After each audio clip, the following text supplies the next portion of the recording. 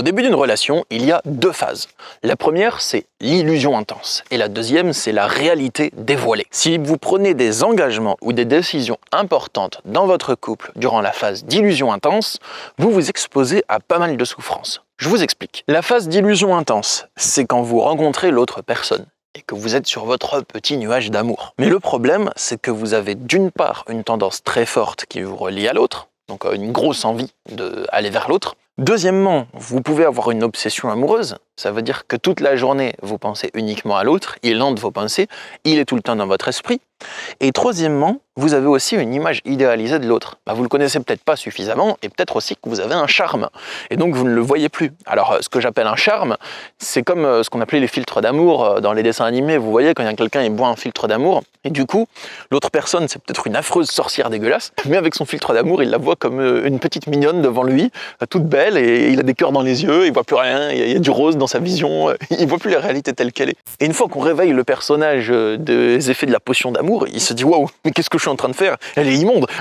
Souvent en couple, il faut faire attention à ça, là, ce point-là. Parce que la personne que vous rencontrez, c'est peut-être pas une affreuse sorcière dégueulasse, mais attention aux effets du charme. Attention à cette phase d'illusion amoureuse où vous ne voyez plus la réalité telle qu'elle est vraiment.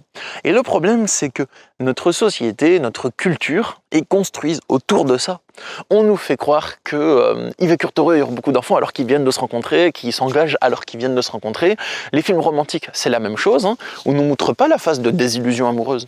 On nous montre juste la phase de genre, ils se kiffent, ils sont à fond, il y a peut-être quelques galères, et au final, ils se mettent ensemble, et après, ils restent ensemble longtemps. Et on ne nous montre pas cette désillusion amoureuse. Et pour moi, cette désillusion, c'est le point crucial d'une relation de couple durable. Parce que vous ne pouvez pas construire une relation de couple durable sur cette illusion, elle va finir par s'effondrer. Et pourquoi?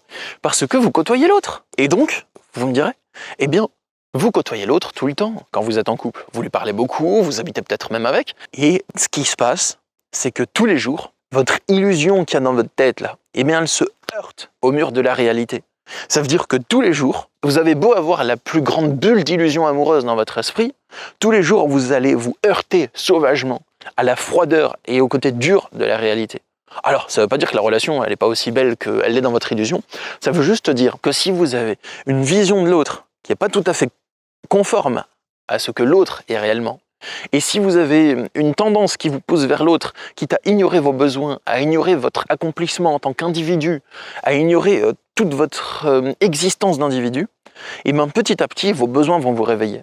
Et vous allez vivre une crise existentielle et vous allez devoir faire des reparamétrages dans votre relation et dans votre fonctionnement interne. Vous allez ouvrir les yeux pour voir l'autre tel qu'il ou elle est réellement.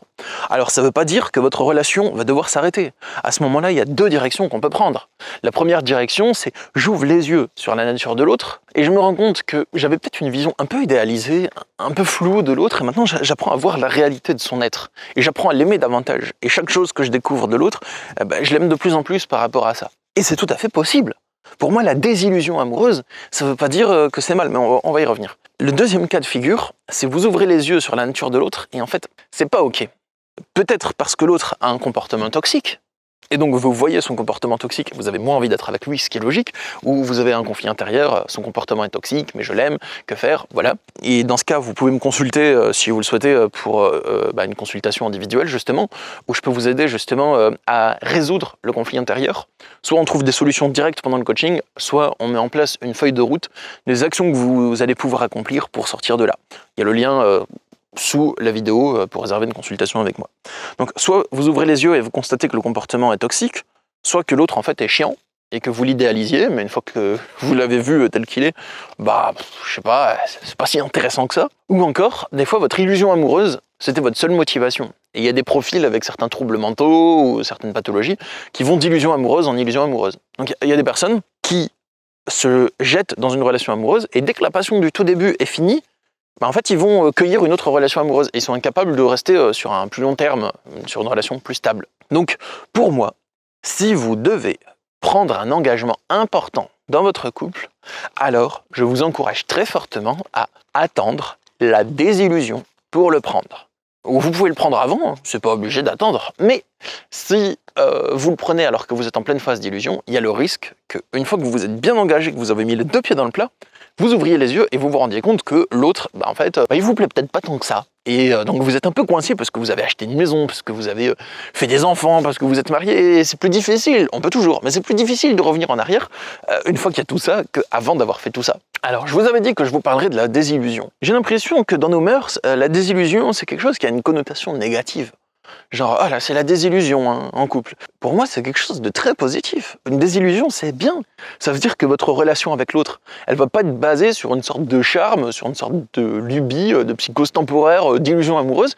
Non, vous allez aimer l'autre, mais ça va pas être en rapport avec une illusion. Ça va être parce que vous ouvrez les yeux sur sa nature réelle. Vous voyez son énergie, vous voyez ses intentions, vous voyez qui il est, vous voyez ses éventuelles imperfections. Et parce que moi j'en ai pas des imperfections, mais certains autres en ont. Enfin, je plaisante, hein, les amis, je rigole. Voilà, vous voyez ces imperfections et vous décidez de mener à bien votre relation avec cette personne malgré ça. Donc c'est quelque chose de solide, c'est quelque chose de puissant. Pour moi, la désillusion en couple, c'est quelque chose de très bien. C'est la puissance, c'est la force de la désillusion. C'est un phénomène par lequel il est nécessaire de passer, mais c'est pas pour ça que votre amour va s'effondrer. C'est pour ça que votre petite bulle fantasmée de la relation, elle va peut-être se briser, vous allez avoir des rêves, vous allez avoir des projets, mais vous allez plus avoir une vision de l'autre qui lui correspond pas, vous allez plus être prisonnier dans une sorte d'illusion où vous vous coupez de vos besoins, enfin voilà. Vous voyez la réalité telle qu'elle est. Votre amour, il est peut-être réel, et vos rêves le sont peut-être aussi. Et là, c'est plus sain. Vous sentez que vous êtes plus cohérent avec la réalité. Vous sentez que vous êtes plus dans une espèce de flottement bizarre, un nuage bizarre, et que vous faites quelque chose qui n'est pas sain pour vous. À ce moment, vous sentez que c'est sain, que c'est droit, que c'est objectif, que c'est réel. Vous sortez du charme et vous voyez l'autre tel qu'il est. Donc mon conseil, c'est, si vous rencontrez une personne que vous aimez, vivez cet amour, sauf si c'est un pervers narcissique. Et s'il y a un engagement important à prendre, vous pouvez le prendre dans la phase d'illusion. C'est votre choix, vous avez le droit. Si vous sentez que c'est ok, allez-y. Mais pour plus de sécurité, mon conseil, ça serait d'attendre, d'ouvrir un peu les yeux sur l'autre, de faire passer cette sorte de lubie, cette sorte de turbine qui fonctionne à tout régime et qui vous pose vers l'autre. Vous pouvez la vivre, ce moment-là, mais peut-être prendre les engagements importants après. Enfin voilà, vous venez de rencontrer une personne, c'est pas le moment de faire un bébé. Enfin, sauf si vous voulez et que vous avez confiance, mais bon. Peut-être que c'est conseillé d'attendre un peu. Voilà les amis, ce que je souhaitais vous dire, et pas juste pour les bébés, hein, pour tous les engagements importants. Et je souhaitais vous parler de la puissance de cette désillusion. J'espère que ça vous a apporté une nouvelle vision des choses, que ça vous a apporté peut-être des compréhensions, de la puissance au niveau de la prise de conscience.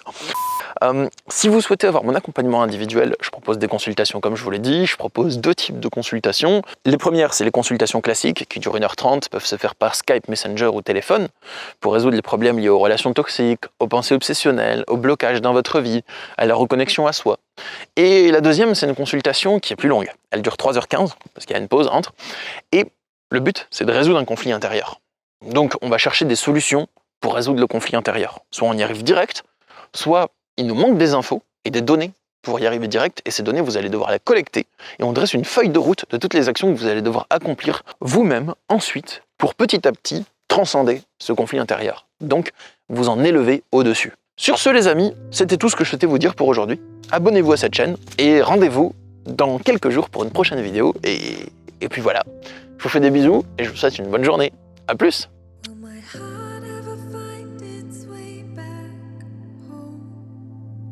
Will the tears that I saved for you